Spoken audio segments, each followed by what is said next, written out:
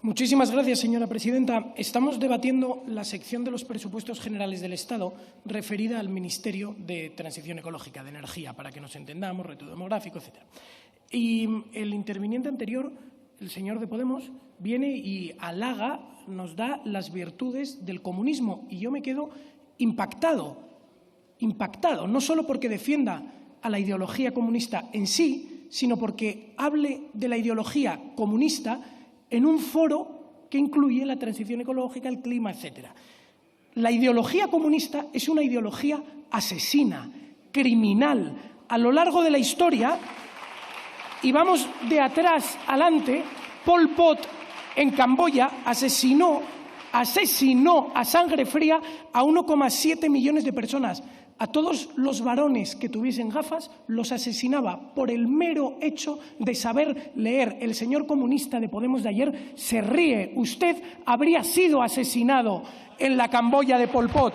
Stalin asesinó como mínimo de forma directa, inmediata, a 23 millones de personas. Mao asesinó a 78 millones de personas. La ideología comunista criminal y asesina. La ideología comunista, que además es la ideología que más ha atentado contra el clima de la historia del hombre. Fueron capaces de desecar un mar, el mar de Aral, por sus locuras para cultivar algodón en la zona. Redujeron un mar y lo convirtieron en un charco hipersalinizado. ¿Esos son los comunistas que nos vienen aquí a hablar del clima? ¿Esos? Los comunistas responsables del mayor accidente nuclear de la historia del hombre, el accidente de Chernóbil, por manejar una central nuclear en pésimas condiciones que, además de hacer energía, aprovechaban para generar combustible atómico para sus armas nucleares. Una ideología belicista, asesina, criminal y enemiga frontal del clima. ¿Y vienen aquí a darnos lecciones? ¿De verdad tienen tan poca vergüenza para hablar de eso aquí? Son ustedes la hipocresía y la mentira personificada. Y es importante que los españoles entiendan que si esta partida de los presupuestos generales del Estado referida al Ministerio de Transición Ecológica y Reto Demográfico se aprueba tal y como está, España pierde, España se hunde y el futuro de España pintará cada vez más oscuro. ¿Por qué? Porque este Ministerio de Transición Ecológica, al final, con esta partida presupuestaria, lo único que hace es imponer y colocarnos su agenda. Y me explico. Vienen aquí y nos dicen, no, es que hay que dejar de contaminar, tenemos que dejar de emitir CO2 porque hay un cambio climático en el mundo y nuestros agricultores están padeciéndolo. Y es que, aun comprándoles el argumento, España emite un 0,7% del CO2 mundial. ¿Tiene sentido que nuestros agricultores no puedan utilizar sus tractores diésel? ¿Tiene sentido? ¿Tiene sentido que nuestros agricultores no puedan cultivar cebada o trigo en España y, en cambio, tengamos que importarlo?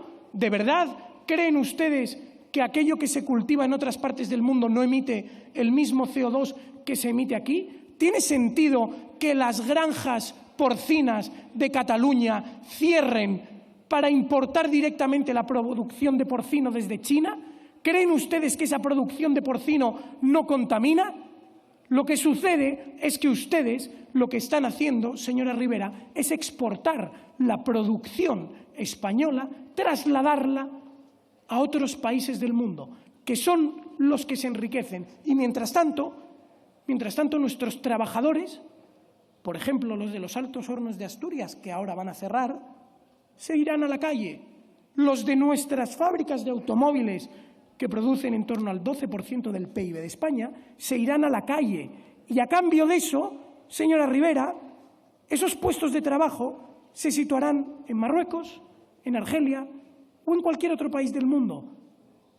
Nuestros trabajadores se habrán ido a la calle y, en el mejor de los casos, reduciremos las emisiones de CO2 mundiales en un lamentable 0,7%.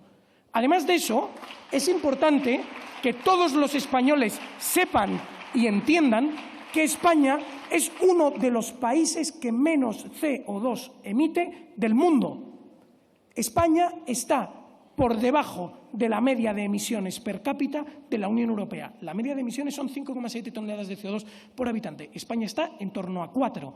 Y, a su vez, Europa es la región del mundo que menos CO2 emite per cápita y por euro de valor añadido bruto en su PIB.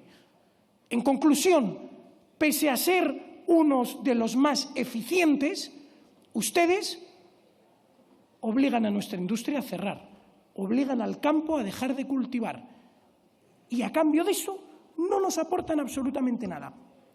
Porque cuando viene usted y nos habla de la sequía, que, de nuevo, comprándole el argumento, es que España, de media, ha tirado casi 30.000 hectómetros cúbicos de agua.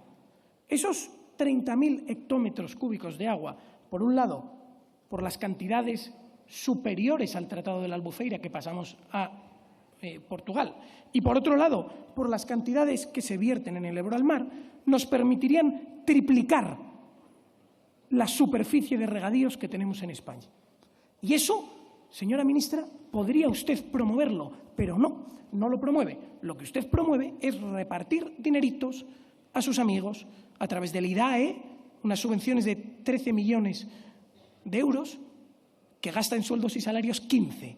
O sea, lo más ineficiente que nos podemos imaginar. La Fundación Biodiversidad, 8,5 millones, Fundación Biodiversidad para Inversiones Reales, 14 millones, Bosques y Fronteras, 30.000 euritos, FADEMUR, 129.000 euritos, la Federación Española de Municipios y Provincias, 172.000 euritos, así, uno tras otro, regalan ustedes a chiringuitos varios que he sido capaz de recopilar así rápidamente, unos 37 millones de euros. Y, en lugar de favorecer a nuestra industria, a nuestro campo y a nuestros sectores productivos, lo que hacen ustedes es favorecer a sus amigos. Por favor, pregunten a los españoles si queremos su sinsentido o si, por el contrario, queremos una política energética razonable, que es lo que ustedes deberían traernos aquí. Muchas gracias, señor Figaredo.